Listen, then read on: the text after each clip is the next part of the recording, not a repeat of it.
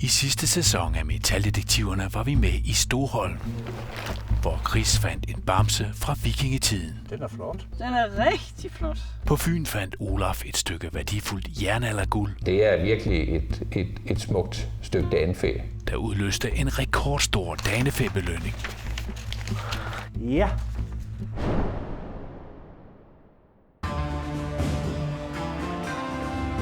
Nu starter en ny sæson med Metaldetektiverne, der her er på jagt efter vikingerne i Jelling. Lige her i Jelling, så er det Kong Haralds kongsgård, som vi alle sammen går og leder efter. Metaldetektiverne finkæmmer også Nordmors Det er ikke sandt.